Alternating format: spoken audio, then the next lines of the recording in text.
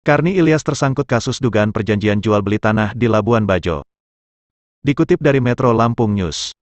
Berkaitan dengan dugaan perjanjian jual-beli tanah di Labuan Bajo, Kabupaten Manggarai Barat.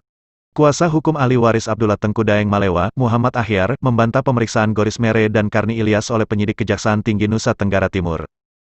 Informasi soal Goris Mere dan Karni Ilyas yang dijadwalkan diperiksa pada hari Rabu, tanggal 2 Desember tahun 2020 oleh penyidik Kejati NTT sebagai saksi, dalam kasus dugaan korupsi aset negara di Labuan Bajo, Kabupaten Manggarai Barat dengan total kerugian negara mencapai 3 triliun rupiah, adalah tidak benar ditegaskan Muhammad Ahyar sebagai informasi yang salah.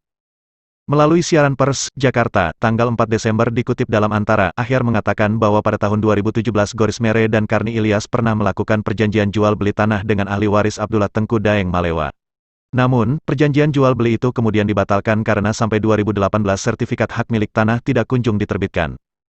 Ia menambahkan secara rinci ia belum mengetahui pemeriksaan Goris dan Karni sebagai saksi dalam hubungan apa dengan masalah tanah pemerintah Kabupaten Manggarai Barat.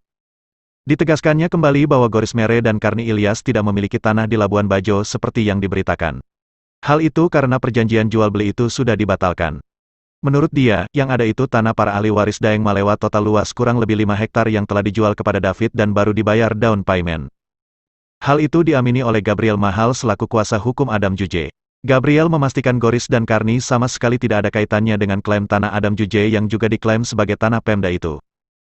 Gabriel juga mendapat informasi bahwa tanah tersebut dijual oleh para ahli waris Abdullah Tengku Daeng Malewa kepada seseorang bernama David.